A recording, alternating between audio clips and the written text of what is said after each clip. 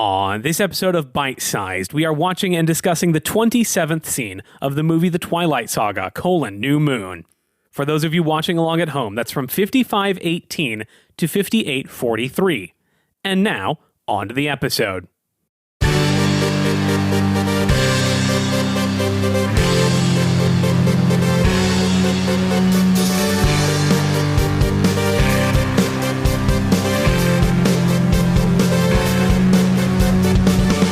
Hello, everyone, and welcome back to yet another episode of Bite Sized. If this is your first time joining us, here's what's going on. My name's Ben. And I'm Sarah. And we are watching the movie The Twilight Saga, New Moon. One scene at a time, and sometimes we have a guest. And today, we do. Joining me today, we have an actor, one of the two wives of this pod, and I can officially say, as of yesterday of this recording, my teammate on season 2 of Pop Culture Jeopardy, Mindy Shore. Welcome to Bite Size. Wow, thanks welcome so back, much. I should say. God. Thank you. Good to be here. Thanks for having me. Thank you for coming to the apartment that we both live in. Absolutely. Coming in. This is a big ask for you, I know. I'll start this interview. I've asked you this question a few times, but for the new listener who maybe hasn't heard your previous 2 appearances, what is your history with the Twilight franchise? I would say that I don't think this podcast would be here if it wasn't for me. That's true. Yeah, that's a fact. That's been stated, yeah. Yeah. The Twilight Saga shaped who I am. I want to go as far to say that. Okay. In that's what true. way? Well, I think it was sort of one of the first books that I really devoured. Yeah.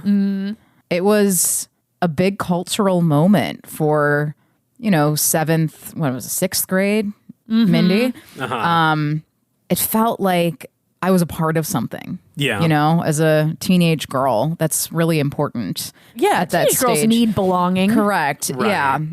And then I sort of left the Twilight world. Like, it wasn't as big of a thing. And then I feel like as of late, it's really had its resurgence. Yeah. And, one of my favorite memories of when I was living with gal pals was when Freeform would have the movie marathon weekends. Yes. They would play all of them in a row. Sure. And my roommate at the time, Leia, and I, shout out Leia, we would sit on the couch and order food and we would watch all of them back to back. And it was just great. What has Twilight meant to you recently? It feels like nostalgia. Yeah. It feels like a warm hug. Aw. Sure. It feels like a good sweater that you're going to put on a rainy day. You know what I mean? Wow.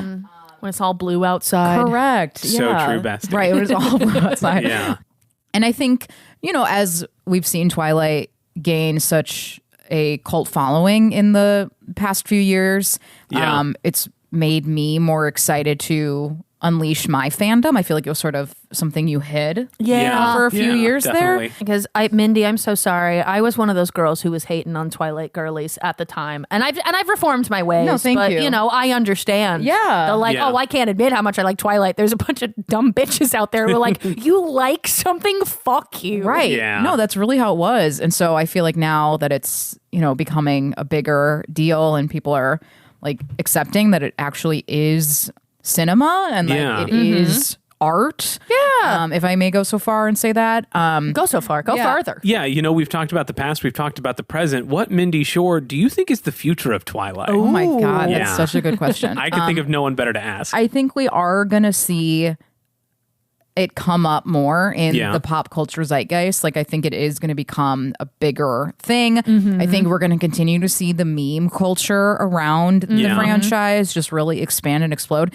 I think as younger kids grow up, like, their parents are going to start showing it to them. Like, as Interesting. the millennials start, having children. I think like it's going to be then introduced to children. Well, yeah, we want cool babies. Right, absolutely. We want them Obviously. to know what's up. Yeah. I think we're going to see, I think Bella is going to hit the charts of top baby names in 3 years. Oh, hell Okay. yeah. Again. Yeah. Yeah. Yeah, 'cause it's going to happen. Bella was I think the most popular girl's name, around these times these movies were coming out, specifically because of Twilight. Yeah. And you think it's coming back. It's going to happen again. More baby Bellas. More baby Bellas, yeah. The scene we talked about today, Bella and Jacob, they talk and it's raining. And it's it's pouring. They actually, the old man, he's snoring. We'll get into it. Neither of them talk, but we'll get into that in a second because let's get into the actual nitty gritty of the scene. Bella driving to Jacob's place in the rain. How did our last scene end? The last scene ended with Billy and Harry going fishing. Right. Yes. Jacob hadn't gotten back to Bella in like at least a week or so. 'Cause she kept calling him, and Billy told Charlie that Jacob has mono. So that's why he can't hang out, is because he's got the 6. Got it. You know? Yeah. And Bella's sad because he won't even answer the phone, even though he's sick. And so Bella decides this is her best opportunity to go confront Jacob. Yeah. It's raining very hard. I would just stay inside. Yeah, maybe wait for a sunnier day. But then again, in Forks, when's that going to happen? I don't know. It's the rainiest place in the continental United States. Yeah. So they say. Vampire Central. My theory is that who directed New Moon? Chris Weitz. Chris Weitz. Okay. Who has not been on the show yet, but will be. Okay. If Once he hears that Pop Culture Jeopardy famous people are on this, he's gonna be chomping at the if the secret works at all, he'll be on the show. Here's what I think. I think he said, "This is our Notebook moment." Okay. Ooh, this is our Notebook moment. Raining. We're gonna use that. I think he watched that scene in the Notebook and said, I want to make history. Like, I think he said, we're going to do that. Okay. Because, sort of confronting your lover in the rain, like it's so Notebook. The drama of it all. I feel like watching this scene, there is that tension between them where, it's like, I wrote you every day for a year. Like, like in the Notebook. Yeah. No, I was calling you. As I think about it now, you've never written me every day for a year.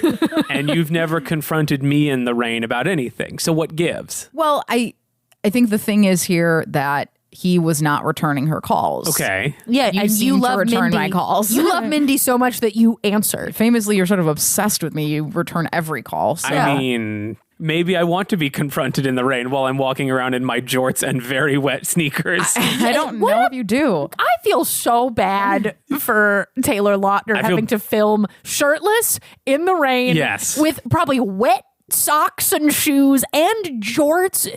Jorts notoriously not very fun when wet. No. And shoes either. His toes are getting so wrinkly. He's getting trench foot. This had to be pretty bad for both of them. Yeah. Once when I was a kid, it was raining and I had nothing to do and I just went around and played, just sort of ran around. I was maybe... Yeah, as kids do. I was probably like 16, so I wasn't like playing a game. I was just like... it's raining and I'm outside in my normal clothes. And after about 15 minutes, I was like, I'm cold and this sucks. Yeah, this isn't fun anymore. So I went back in the church because I was at church when this was happening, in between Sunday morning church and Sunday evening church. And I was cold and damp for the rest of the night and it sucked. Sorry, I have questions just as a former Catholic. What do you mean Sunday morning and Sunday evening? Well, you went twice in a day? Is it really going twice if you kind of stay there the whole time? Okay, but there's 2 different events happening on the same day? Yeah. Oh. We were at church, you got your Sunday morning church, obviously. Yeah, and that's when we would sometimes go. Sure. You ever go to a Wednesday night church? No. Wednesday Catholics night, don't be doing Wednesday night Wednesday church. nights are their classic church night. Okay. And Sunday night activities too. This feels very Protestant.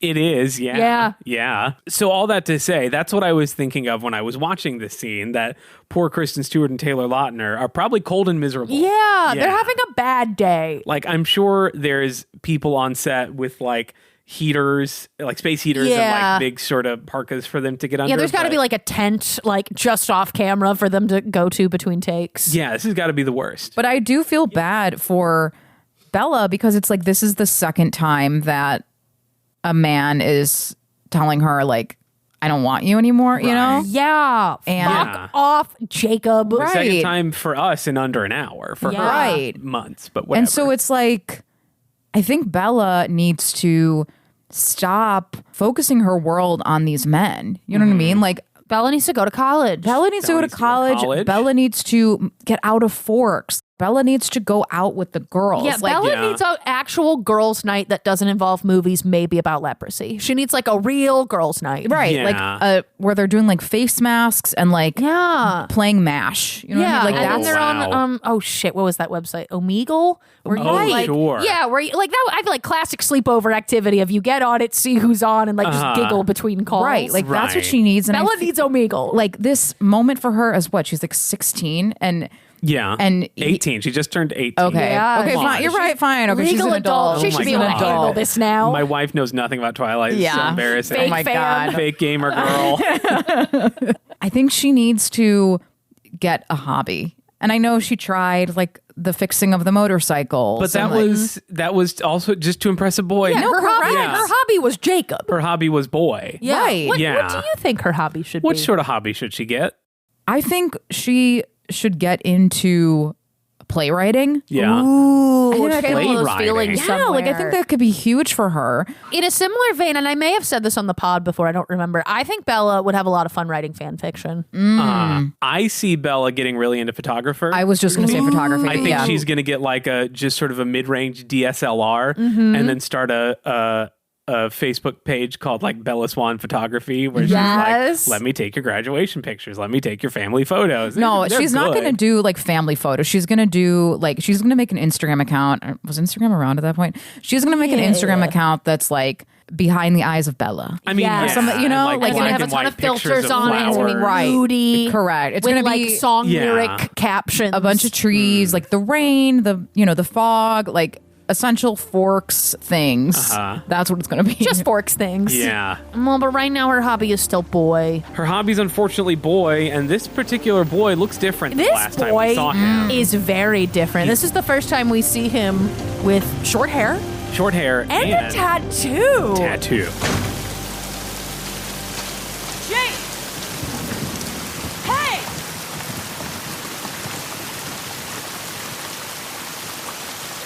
You cut your hair off? And got a tattoo? Are boys allowed to do that? You know, I think it's interesting, especially he is underage. He's like 16. And Wolfpack's like, yeah, sure, dude. Yeah. Get a whole ass tattoo. But I looked at some info online about the tattoos because I was like, okay, I just reread the books. I don't remember much about this tattoo. They made up the tattoo for the movies, kind of like the Colin crest. Yeah.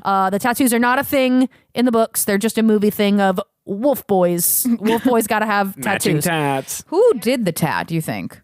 Ooh. A guy. Sam. They maybe, I don't know. They probably have they know a guy. Maybe Billy did it for his son. Maybe. Yeah. I don't know. Where'd they get a tattoo gun? A reputable tattoo artist, probably. But like you think they all like got in someone's car, Yeah. went down To the- In their jorts. They went to the tattoo parlor. right. Like they went down to where all the shops are. Yes. And there's one tattoo parlor there. Yeah. And it's probably the guy in the Italian restaurant who was thinking of cats. Yeah. Oh, sure. He's also He thinking does right the tattoos in the has tattoo. been on this show. Right. Yeah. And you think they like brought him the design and they were like, this is our design. We are wolf boys with a Z. Or do you think like there was an artistic process where they came to him and they're like, yeah, who designed this? Right. Because it's just essentially like a circle. Like it looks like one of those things if you were to look, what's that called? A kaleidoscope. Kaleidoscope. Yeah. So I got a better picture of it online. It looks like it has two wolves inside of it, and apparently it's Cliche. based on real Quileute imagery. Apparently, the tattoo was designed by an artist named Leza Snowden. And a quote from a website I was on said, after visiting La Push and hearing a story about twinning wolves representing strength and solidarity, production designer David Brisbane passed the story on to Snowden, who then featured the two wolves in the tattoo. There's actually a whole website I was reading by Dr. Dina Dart Newton, a whole website about Quileute representation in the movies, in collaboration with the Burke Museum and the actual Quileute tribe. Okay. So it's like a whole breakdown of stuff, but I guess like the tattoo is based on real Quileute legend. Okay. But like, you know, similar to most things involving the Quileutes in these movies, like they never get any credit for Yeah. it. They don't get any compensation or anything anything of like, hey, wait, but like that's our stuff. Yeah. Those are our wolves. You got to get Snowden on the pod. Yeah. I mean, I would love to. Hey, how do we get in contact everybody, with them? get on the pod. Get Edward Snowden on this show right now. He's probably available. I assumed this was like Sam already had this tattoo. Oh, and maybe. every time one of the guys wants to join his little wolf pack, he's like, yeah, you should get this tattoo. It would be cool. I feel like we got to look back at old clips if Sam had this tattoo or not. I feel like he didn't, or we would have called it out that he's got like a big shoulder tap, but maybe not. Would we have? Because I feel like the couple times we've seen him in this movie, the first time he's carrying Bella, and that was sort of more pressing to talk about. Yeah. And the second time is very far away when they're cliff diving. Yeah. So I don't know if we would have spotted it then. Yeah. I don't know. This is the first time we see Jacob looking this way. This is the first time we see short hair Jacob. Yeah. This is first time we see short hair Jacob. Big dramatic reveal. Yeah. Yeah. Because I mean, I feel like I don't remember seeing this in the theaters, but I'm sure there was a reaction. Probably. We had like a soft launch of Wolf Jacob when Bella fell off the motorcycle and Jacob stupidly, I say stupidly, took off his own shirt to give to her to like press on his cut. Yeah. Right. So you'd seen the six pack. We see muscles. We see the muscles, but we had not seen short hair, like the full bod. Right. So I'm sure in the theaters people were like, ooh, Absolutely. oh my God. Do you think he had a big identity to his hair? Like, is that why it was such a big deal to her when she was like, you cut all your hair off? Like, do you think it's just like when a girl gets bangs and it's like, oh, she's in crisis? Like, no, something's going on here. I really do think that was just Jacob's way of saying, like, I'm a man now. It's time to have a man's haircut. Yeah. I'm not this boy with long hair. You get the sense that sort of Jacob's probably had long hair his whole life. Do you think he had his bar mitzvah like while Maybe. like Wolf mitzvah. a wolf mitzvah, yeah, werewolf bar mitzvah, and she wasn't invited? Like, Damn. I mean, there is something to that because Sam has short hair, and I think all his boys do too. All the boys got short and hair. So maybe this is also him saying, like, I'm part of the boys. Now. Yeah, I'm a wolf boy. I'm a short hair guy, just Yeah. like everyone. Long hair, that's for non-wolf boys. No, I conform to the standards of the group.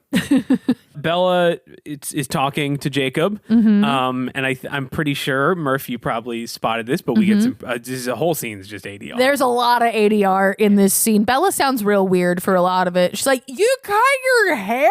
It's weird because Bella, every time Bella talks to Jacob, she is shouting. Yeah. As if there's a lot of very loud rain going on. Yeah. Every time Jacob talks to Bella, it's down here. It's like soft this. and intense. It's barely above a whisper. But they don't really like. Bella starts yelling when she first sees Jacob and they're far away. And no matter how close she gets to Jacob, she's still yelling at him. Bella. I thought you were too sick to come outside. Or pick up the phone when I call. Go away. What? Go away. this has got to be some of the worst acting I've seen. It was it was throwing punches. It was really bad. Like, speak your truth. Speak on it. You know, I mean, coming from a girl who has a BFA, okay, brag, from a state school, whatever. Hey, you got that degree. Whatever.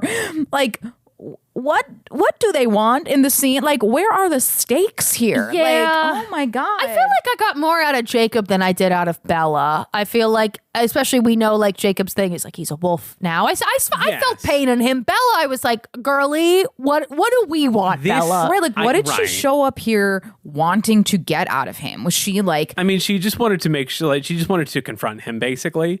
But I think from a sort of screenplay standpoint, this is the mode that Bella has been in the whole movie. Basically, is wondering why a guy won't talk to her. That's how she's basically been for the last 55 minutes. Yeah. This scene exists to show the change in Jacob. Yeah. Who's different now, both physically in terms of his hair and tattoo, but also his attitude in that he's sort of an angsty, angry boy now. Yeah. Yeah. They were just in two different scenes, I feel like that. They were. Like, Yes. oh my God. Well, I realize now, because I was looking back at the book, because I was trying to find quotes for this, and I realized they've done a little bit of flip-flopping of order of events between the books and the movie.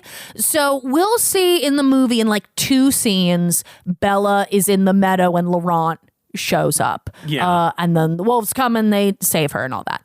That happens before this in the book, is that she has this big confrontation with Laurent where he's like, yeah, and Victoria's coming after you, diva. And she's like panicked and scared. So she like is clinging desperately to Jacob to like get him to see him and talk to him. Yeah. But we lose some of those stakes reversing the order, because from our point of view as an audience, we saw them at the movies. They haven't talked for a hot second. And now Bella's showing up in the rain being like, where are you? Where you been? Like, we just lose some of that intensity of like, I need you right now because I think I'm gonna die. What happened to you? What's wrong? Hey! What happened? Did Sam get to you? Is that what's happening? Sam's trying to help me. Don't blame him. But if you want somebody to blame, how about those filthy bloodsuckers you love? The Cullens.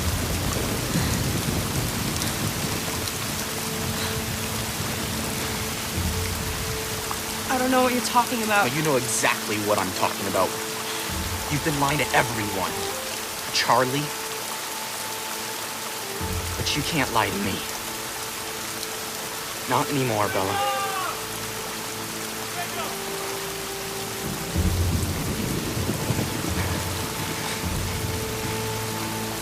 Look, Bella. We can't be friends anymore. Look, Jake, I know that I've been hurting you. It's killing me. It kills me. I just need, maybe give me like some time or something. Don't. It's not you. It's not you, it's me, right? Really? It's true. It is me. I'm not good. I used to be a good kid. Not anymore. Can you imagine, like... I can, yes. All right, next segment. Very good imagination. Moving on. Like, you know, a boy you were friends with growing up, or, you know, like sort of saw on and off throughout high school, like you going to confront them and they're like, I'm not good for you. Like... What an insane thing to say as like because he's younger, like as a 16-year-old, be like, I'm not good for you. Like, yeah, his exact quote in a little bit is he says things like, Bella, we can't be friends anymore. But he says, I'm not good.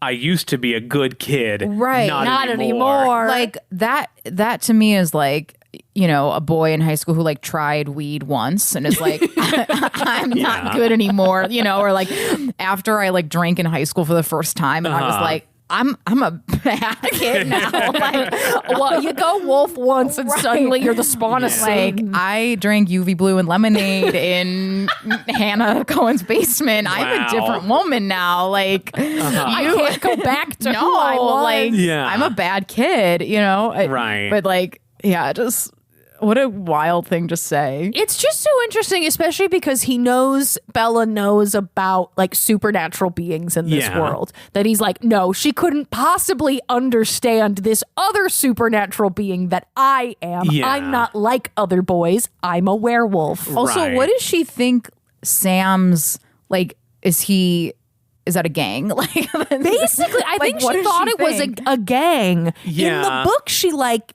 and I don't know if this comes up in the movie because I haven't watched the full movie in a bit, but in the book, she like goes to her dad and is like, I think Sam's like leading a gang or something. Can you please investigate this? What do you think the gang culture is like in Forks, Washington? I mean, it's probably that is the entire gang culture. It's just those kids who hang out together that everyone assumes is a gang. Yep.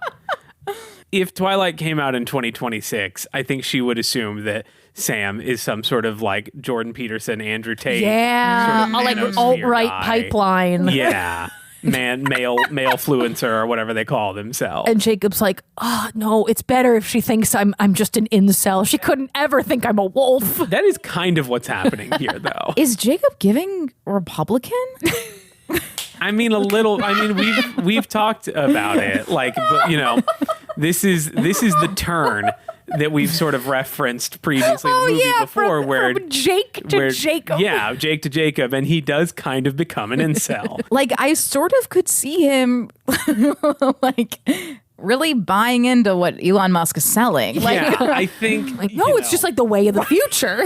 I don't know that we had this language when this came out in 2009, but he's turning into what we would have called a few years later a men's rights activist. Yes. Yeah. It's just me and the boys, okay? And you wouldn't understand. Right. It's so hard for boys out here. Yeah, he's taking the red pill. Meanwhile, and he's like, oh, no one could ever love me. Meanwhile, Bella's literally knocking at his door like, could you please talk to me? Right. I liked it when you were fun and we just had a good time being friends with each other. I want to make mud pies. Yeah. Maybe that's why she came while it was raining. She tried to entice him with the idea of mud pies. She should have just started making a mud pie right then and there. I do think, though, Edward, Democrat. I'm going to say it. Yeah? Okay. I think he's a Democrat. Oh, yeah. Interesting. Because I want the full political alignment chart of every person in this universe. I don't think Edward's ever voted. Yeah? Yeah. I think, well, he'd be like, I can't. Part of it is like, it would be a little obvious that this man has been registered to vote for very, very long. Can you imagine looking up his voter record and it's like 30 pages long? Yeah. But I could also completely imagine Edward saying, I'm not political. I don't want to get into stuff like that. Yeah. I just care really about pay you attention and to your it. heart. Right. I could see Alice getting really into the pink pussy hats. Like, Yes. she would have speedily made like Yeah. a million of them. Oh, yeah. And been like, Bella, we're going to Washington, D.C. today. Right. And I feel like that in turn, she would have been like, Edward, you need to get out and vote. Yeah. This took a whole turn. New bonus episode. We're doing the full political alignment chart. Jasper's easy. Yeah. This doesn't even matter, all right? This is over. You can't break up with me. You're not even dating. You're not. And it makes me wonder, is this her trying, does she know that they aren't dating and is trying to make it sound like they are? Or is this sort of a Freudian slip of like, they've been doing this stuff that for all intents and purposes, these are dates, what they've been doing, but they haven't called it that. And so is this sort of her first saying it out loud that all the time they've spent together has been a little romantic? Correct. Like, I think that's going to like perk his ears and be like, break up with you. But we... Am I your man? Wait, I'm your wolf man? Right, am I your boy? If I stay, am I boyfriend? Correct. Yeah. Right. I think that's what it is. Like, See, I think it's for interesting. him. I also wonder if it's... I don't think in the year of our Lord 2009 we had the language of ghosting somebody, which is No. kind of what he was doing up until a certain point. I mean, yeah. Like, what would we have called it then? Just like, you can't stop hanging out with me anymore. Yeah. I don't, ignoring, we probably just would have called Yeah, it. I don't know. maybe. Because I feel like if there was Instagram, like if Jacob was active on Instagram at this time, like he would have still been posting stories, Yes. like very moody stories. Yeah. And maybe part of it would have been to, like, try and get her attention. Like, what was that? It was like orbiting. Was that term that like? No. No, there was. I don't know. There was some. I mean, term. this was not. I say no because this was not terminology then. No, I know, but there was some term that I forgot what it was that came out where like someone would still be posting stories even though they haven't called you back. It's like ghosting, but like they're still very much like alive, and so they are like they Interesting. know that you're watching that. Yeah. Like, the New York God, Times that's came up with some word. That's crazy. Yeah, but like I feel like he would have been posting like, really moody shit, like the rain outside his window, like from the cliff. You know, Leave like clues for Bella Right. to try Yeah. and figure this out that like no normal person would ever put together. Like, yes, he's transformed into a werewolf. Yeah, Right. no captions, just like short videos of sort of whatever the weather is and probably like a Drake song or something. Jacob. This Jacob's giving me real big Drake vibes. Yeah. I mean, you're my best friend. You promised me. I know. I promised I wouldn't hurt you, Bella. And this is me keeping that promise. Go home. And don't come back. Or you're gonna get hurt.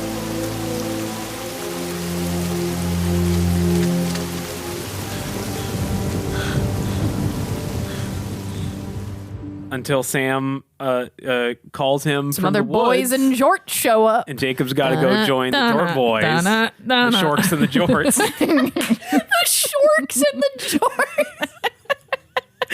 And that brings us to the end of our scene.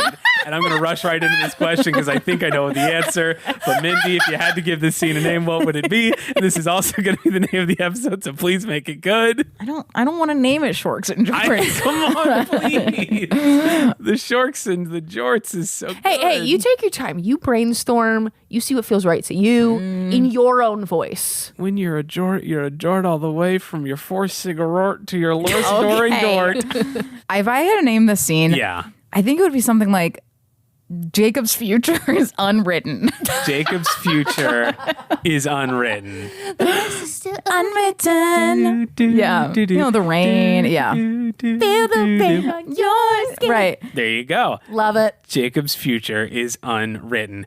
Mindy Shore, if people like the sound of your voice or maybe want to see you hanging out with your good friend Colin Jost, sure, or support sort of local Chicago theater that you happen to be involved with, where can they maybe do those sorts of things? Totally. You can find me on Instagram at HeyHeyMinday. Yeah. And catch me on Pop Culture Jep, coming out on Netflix May 28th is when our episode. Yeah. The season will launch May 11th. Yes. Whoa. Daily drops, if you can believe. 4 weeks, 20 episodes. Jeopardy Monday through Friday. Jeopardy coded. Yeah. Yeah. It was a great time, and hopefully we'll have more PCJ contestants on this show in the near future. Murph, anything you want to promote? I want to promote, in the spirit, we've talked a lot about the Quileute tribe today. I'd like to promote donating to the Quileute tribe. This is something that often comes up in Twilight shit posting and Twilight sewer posting. But the Quileute tribe did not get any money from the Twilight Saga. Same. Thanks a lot, Stephanie Meyer. So you can donate to the Quileute tribe. They have an ongoing campaign to prepare moving their facilities out of a tsunami zone and up to higher land, so that it's less impacted by weather. You can go to mthg.org. That's mthg.org. As in move to higher ground? Yes, thank you. Move to higherground.org. And you can donate directly to the Quileute tribe and do more than the Twilight Saga ever did. Yeah. And I am going to promote, I was on another podcast recently. Whoa. And I didn't really know when it was coming out, so I didn't have time to time it right. But I do want to promote another podcast called Charm Scene. Yeah, maybe you're familiar with, hosted by Austin and Lily. Friends of the pod. They've both been on this show several times independently and together. We've both done their show, and I was on a very recent episode that came out April 21st, I believe it was.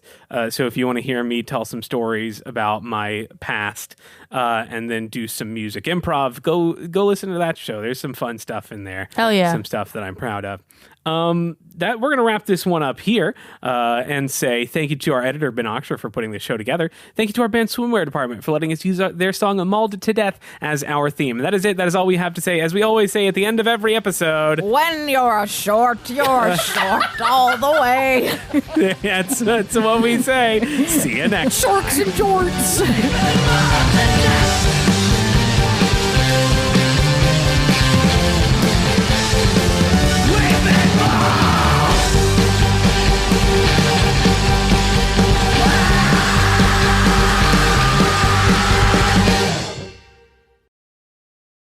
Did Sam get to you? Is that what's happening? Sam's trying to help me. Don't blame him. But if you want somebody to blame, how about those filthy bloodsuckers you love? Colin.